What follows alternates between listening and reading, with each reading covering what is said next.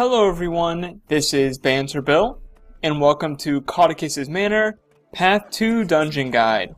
This is not a speedrunning guide, but a guide meant for those who are new to the dungeon, or for those who need a refresher. In terms of potion, you want Outlaw Slaying Potion, and for food, my Thief, I use Lifesteal food. Starting off, we're going to go through this door, we're going to kill these first two ads.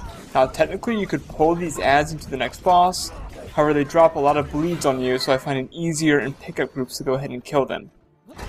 In the boss room, you want to dodge twice to get to the boss because those net turrets can immobilize you, and they're very annoying. In terms of the boss mechanics, really you just want to drop a reflection skill, and she's pretty easy from there.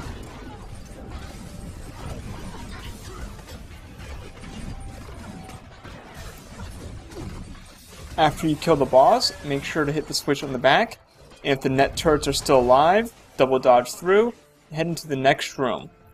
The next room has 2 riflemen and 2 flamethrowers. I usually like to drop a projectile reflect or block as I go into this room.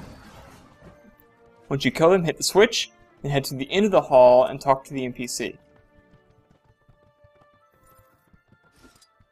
Next, in most pickup groups, you're going to want to fight this champion down there.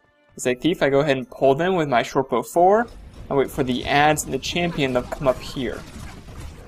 Really, there's not a lot you need to watch out for. The ads do have some bleeds, and the champion, I think, has a stun attack.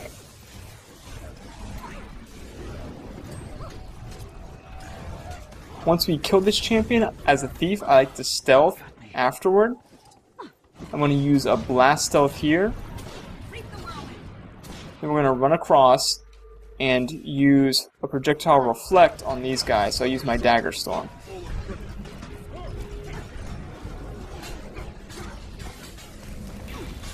A thief can solo this part. I decide to shatter refuge. The mechanic here is like the floor is lava. You want to walk on the carpets only or you'll get hit by spike traps. Now I was a bit of a numpty there and I went out of my own shatter refuge, and so I go ahead and blast stealth here. Now as a thief, really all I can have to do is go from carpet to carpet using shortbow 5 or shadow step. That's exactly what I do here. So once you reach the end, you can hit that chest. Now if you don't have a thief and you don't have blink skills, you can throw the pillows on the ground to walk across the carpet. Next, once you get that chest and talk to the NPCs, if you go a bit too far, you'll spawn these aggro guys here. The main thing you need to watch out for with them is that they drop a lot of bleeds on you very quickly. Now when these scouts get to low health, they'll usually bring their friends.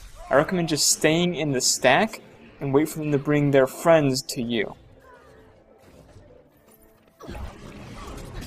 Once they bring their friends, reflects are useful, and blinds are also very useful in the scouts themselves.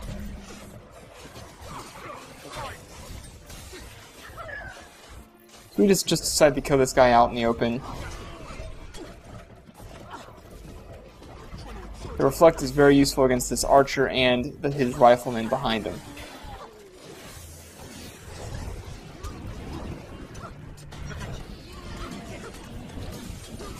Alright, and now we're off to fight the next boss. So you need to activate the cutscene by getting close to her, and then most pickup groups will pull the boss over here. Now the ads are relatively simple. They have low health, and a projectile reflect will kill most of them. In terms of the boss, there are 2 things you need to watch out for. When she spawns her Swords of Justice, you want to kill those ASAP. And when she spawns a field, you need to watch out to see what field it is. If it's a regen field, like now, you can stay in the field and keep DPSing her. If it is a retail field, you need to get out of there ASAP, because that retail does a lot of damage.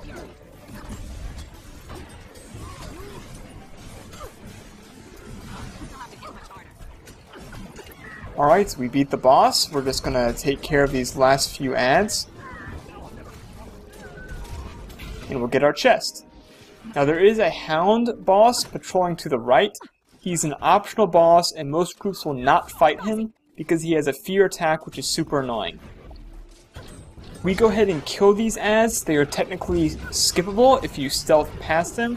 However, most pickup groups I recommend going ahead and killing them. Projectile reflex and blinds are especially useful.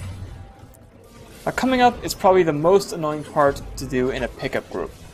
If you have a thief, this is much easier. Now what you want to do as a thief is you want to stealth on the barrels using a blast stealth, and then shadow refuge on the gate where you place the barrels.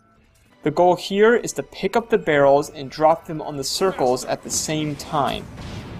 Now it's critical that you drop them at the same time or the NPCs will pick them up and steal them from you.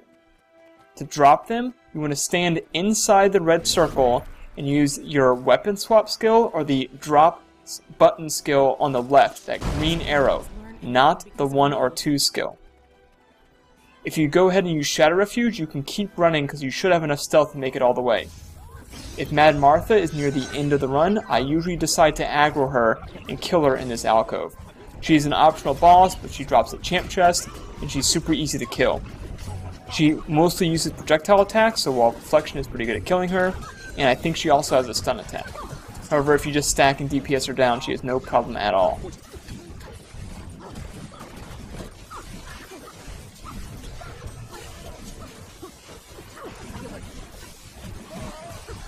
Alright, now coming up on the last boss, who is also super annoying.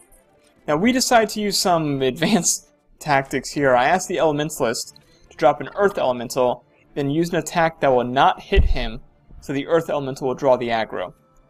Now there are two main mechanics you need to watch out for with this guy. He'll switch between his normal phase and his plague phase. When he's in his plague form, he's invulnerable and you cannot hurt him. You just need to run around trying to avoid his attacks. That's what he's doing right now. The point of the Earth Ellie is to try to keep that plague form on him. Now our Elementalist accidentally draws aggro there because I think he was not line of sighted behind the tree. When he's back in regular form right now, he will drop fields on the ground that will poison and chill you. If possible, you want to stay out of those fields. This is the time you want to DPS him.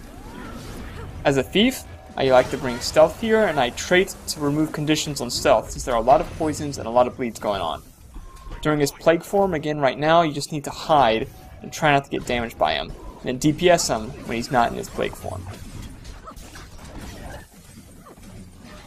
This is one of the more difficult bosses because that constant poison can really down you very quickly, and he likes to focus on a single person when in plague form. So Condi clears are super useful here.